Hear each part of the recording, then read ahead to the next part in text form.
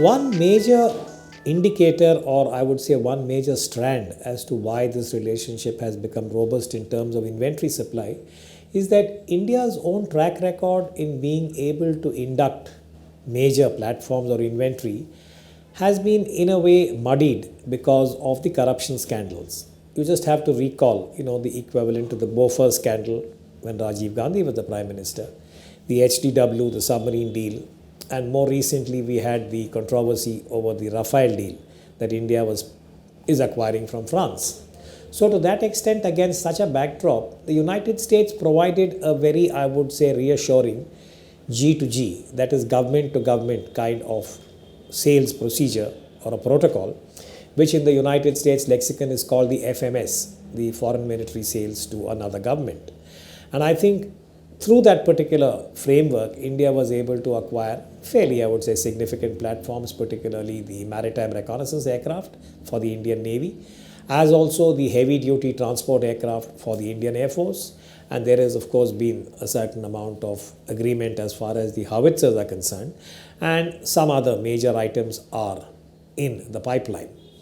Now, India is also hoping to get a certain amount of technology transfer. That, I think, would depend on commitments as far as major platforms are concerned. So my reading is that one of the reasons why India was able to take this forward is that after the end of the Cold War, there was a certain experience with the former Soviet Union, now what we call as Russian acquisition, where it was uneven for a variety of reasons. And I would say, for example, the symbol of that is the kind of time, both in terms of cost overruns and the number of meetings that took place and the long delays when it came to the acquisition of the aircraft carrier, the Gorshkov, which is the INS Virat now with the Indian Navy. From where we started to where we finally finished was a very agonizing experience for India. And this translates to the other services also, the Army and the Air Force, where the spares, the maintenance, etc. has not been at the level that India had expected. So I think that contributed to the robustness in the inventory supply.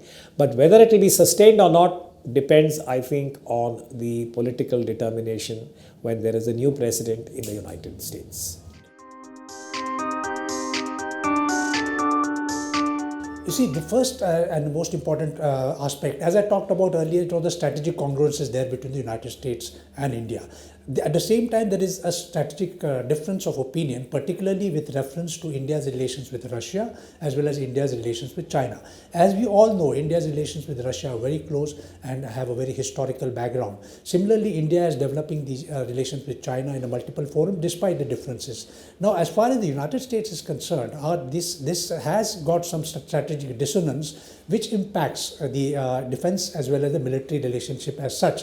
For example, India has gone in for purchase of the S-400, a very important air and missile defense system from Russia, whereas Russia is coming under the very restrictive laws known as the CATSA. So here there is some strategic dissonance which I think which impacts the strong development and rapid development of the Indo-US relations. So this is as far as the strategic sphere is concerned. As far as when you come down to the sub-strategic sphere, you have the challenges which come up due to the strong export laws, particularly the arms export laws from the United States, which restricts, though India is the defense partner, a key defense partner of the United States, it restricts the development of the strong defense industrial relationship between the two countries. I hope that the industrial annex, which is now likely to be signed in this year, that should overcome this challenge.